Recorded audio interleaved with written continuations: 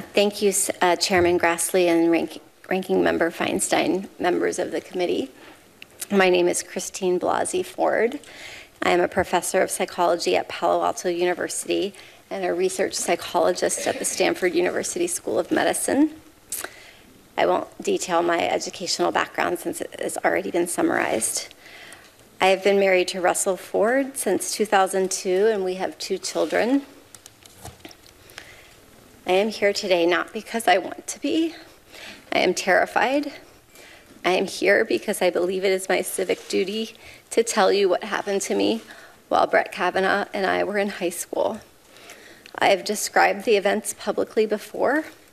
I summarized them in my letter to Ranking Member Feinstein and again in a letter to Chairman Grassley. I understand and appreciate the importance of your hearing from me directly about what happened to me and the impact that it has had on my life and on my family.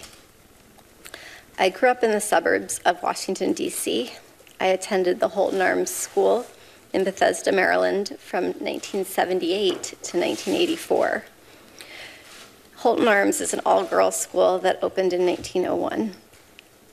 During my time at the school, girls at Holton Arms frequently met and became friendly with boys from all boys schools in the area, including the Landon School, Georgetown Prep, Gonzaga High School, as well as our country clubs and other places where kids and families socialized. This is how I met Brett Kavanaugh, the boy who sexually assaulted me. During my freshman and sophomore school years, when I was 14 and 15 years old, my group of friends intersected with Brett and his friends for a short period of time. I had been friendly with a classmate of Brett's for a short time during my freshman and sophomore year. And it was through that connection that I attended a number of parties that Brett also attended. We did not know each other well, but I knew him and he knew me. In the summer of 1982, like most summers, I spent most every day at the Columbia Country Club in Chevy Chase, Maryland, swimming and practicing diving. One evening that summer, after a day of diving at the club, I attended a small gathering at a house in the Bethesda area. There were 4 boys I remember specifically being at the house: Brett Kavanaugh, Mark Judge, a boy named PJ, and one other boy whose name I cannot recall. I also remember my friend Leland attending. I do not remember all of the details of how that gathering came together, but like many that summer, it was almost surely a spur-of-the-moment gathering. I truly wish I could be more helpful with more detailed answers to all of the questions that have and will be asked about how I got to the party and where it took place and so forth. I don't have all the answers, and I don't remember as much as I would like to. But the details about that night that bring me here today are the ones I will never forget. They have been seared into my memory and have haunted me episodically as an adult. When I got to the small gathering, people were drinking beer in a small living room, family room type area on the first floor of the house. I drank 1 beer. Brett and Mark were visibly drunk. Early in the evening, I went up a very narrow set of stairs leading from the living room to a second floor to use the restroom. When I got to the top of the stairs, I was pushed from behind into a bedroom across from the bathroom. I couldn't see who pushed me. Brett and Mark came into the bedroom and locked the door behind them. There was music playing in the bedroom. It was turned up louder by either Brett or Mark once we were in the room. I was pushed onto the bed, and Brett got on top of me. He began running his hands over my body and grinding into me. I yelled, hoping that someone downstairs might hear me, and I tried to get away from him, but his weight was heavy. Brett groped me and tried to take off my clothes. He had a hard time because he was very inebriated and because I was wearing a one-piece bathing suit underneath my clothing. I believed he was going to rape me. I I tried to yell for help. When I did, Brett put his hand over my mouth to stop me from yelling. This is what terrified me the most and has had the most lasting impact on my life. It was hard for me to breathe, and I thought that Brett was accidentally going to kill me. Both Brett and Mark were drunkenly laughing during the attack.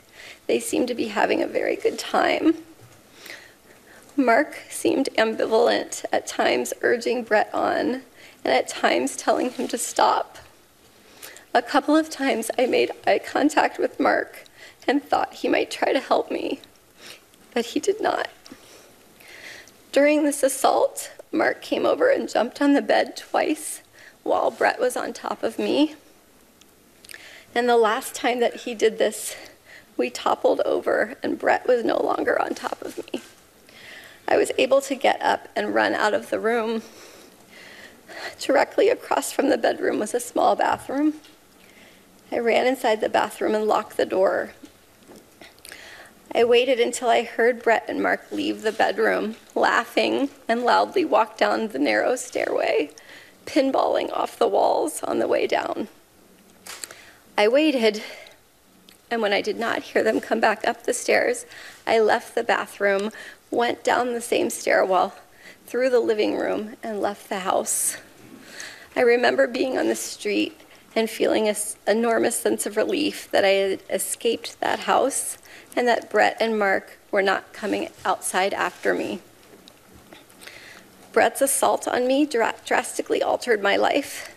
For a very long time, I was too afraid and ashamed to tell anyone these details.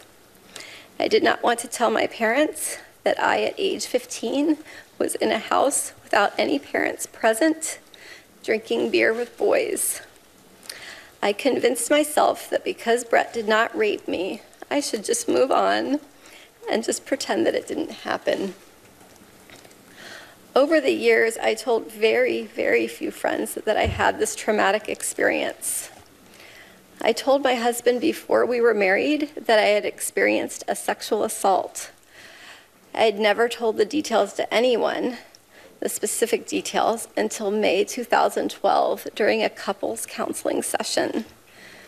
The reason this came up in counseling is that my husband and I had completed a very extensive, very long remodel of our home, and I insisted on a second front door, an idea that he and others disagreed with and could not understand. In explaining why I wanted a second front door, I began to describe the assault in detail. I recall saying that the boy who assaulted me could someday be on the U.S. Supreme Court, and spoke a bit about his background at an elitist all-boys school in Bethesda, Maryland. My husband recalls that I named my attacker as Brett Kavanaugh. After that May 2012 therapy session, I did my best to ignore the memories of the assault, because recounting them caused me to relive the experience and caused panic and anxiety. Occasionally, I would discuss the assault in an individual therapy session, but talking about it caused more reliving of the trauma, so I tried not to think about it or discuss it. But over the years, I went through periods where I thought about the attack. I had confided in some close friends that I had had an experience with sexual assault.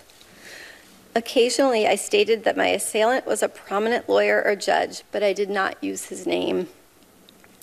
I do not recall each person I spoke to about Brett's assault, and some friends have reminded me of these conversations since the publication of the Washington Post story on September 16, 2018.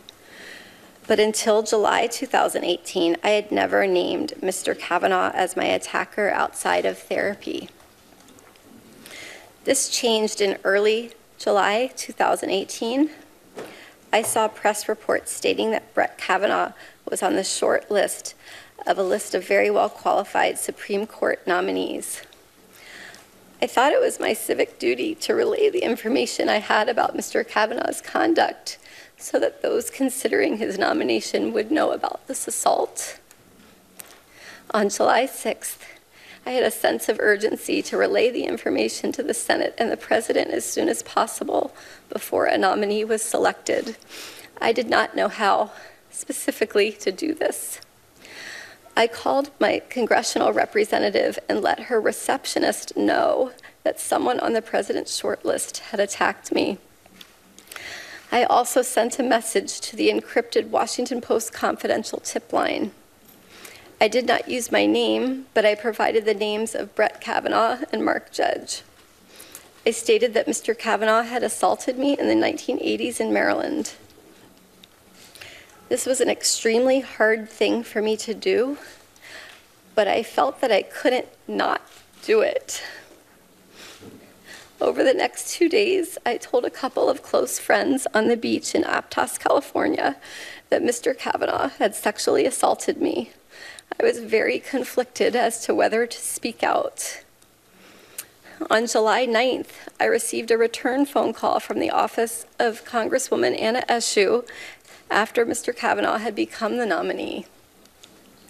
I met with her staff on July 18th and with her on July 20th, describing the assault and discussing my fears about coming forward. Later, we discussed the possibility of sending a letter to Ranking Member Feinstein, who is one of my state senators, describing what occurred. My understanding is that Representative Eshoo's office delivered a copy of my letter to Senator Feinstein's office on July 30th. The letter included my name, but also a request that it be kept confidential.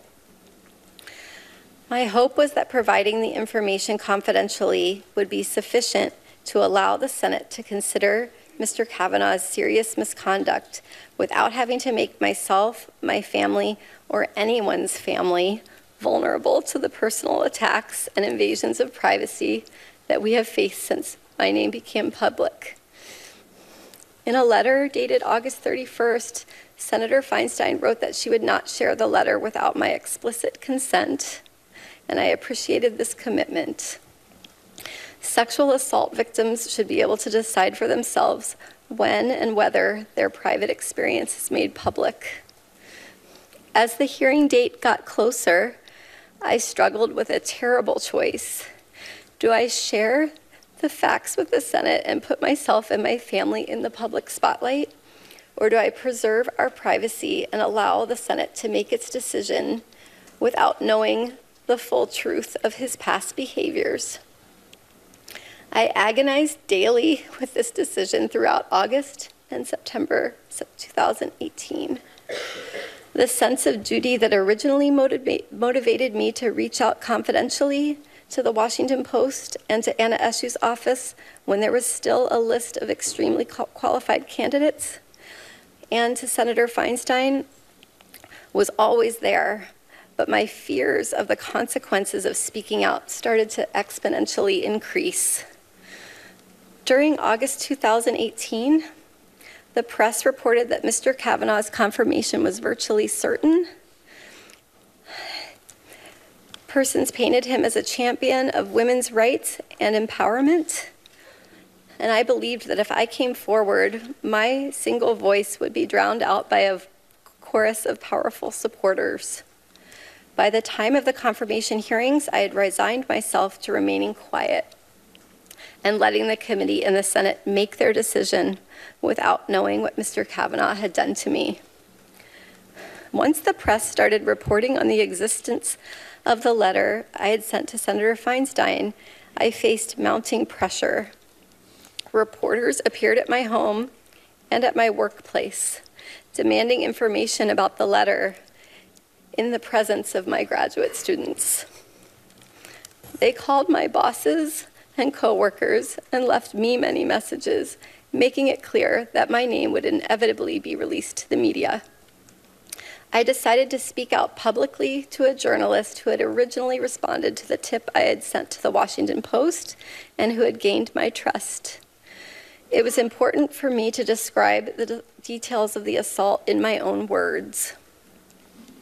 Since September 16th, the date of the Washington Post story, I have experienced an outpouring of support from people in every state of this country. Thousands and thousands of people who have had their lives dramatically altered by sexual violence have reached out to share their experience and have thanked me for coming forward. We have received tremendous support from our friends and our community. At the same time, my greatest fears have been realized, and the reality has been far worse than what I expected. My family and I have been the target of constant harassment and death threats, and I have been called the most vile and hateful names imaginable. These messages, while far fewer than the expressions of support, have been terrifying and have rocked me to my core. People have posted my personal information and that of my parents online on the internet. This has resulted in additional emails, calls, and threats. My family and I were forced to move out of our home. Since September 16th, my family and I have been visiting in various secure locales, at times separated and at times together, with the help of security guards. This past Tuesday evening, my work email was hacked and messages were sent out trying to recant my description of the sexual assault. Apart from the assault itself, these past couple of weeks have been the hardest of my life. I've had to relive this trauma in front of the world, and I've seen my life picked apart by people on television, on Twitter, other social media, other media, and in this body who have never met me or spoken with me. I have been accused of acting out of partisan political motives. Those who say that do not know me. I am an independent person and I am no one's pawn. My motivation in coming forward was to be helpful and to provide facts about how Mr. Kavanaugh's actions have damaged my life so that you could take into a serious consideration as you make your decision about how to proceed. It is not my responsibility to determine whether Mr. Kavanaugh deserves to sit on the Supreme Court. My responsibility is to tell you the truth. I understand that a professional prosecutor has been hired to ask me questions, and I'm committed to doing my very best to answer them. I have never been questioned by a prosecutor, and I will do my best. At the same time, because the committee members will be judging my credibility, I do hope to be able to engage directly with each of you. And at this point, I will do my best to answer your questions. Hi everyone, George Stephanopoulos here. Thanks for checking out the ABC News YouTube channel. If you'd like to get more videos, show highlights, and watch live event coverage, click on the right over here to subscribe to our channel, and don't forget to download the ABC News app for breaking news alerts. Thanks for watching.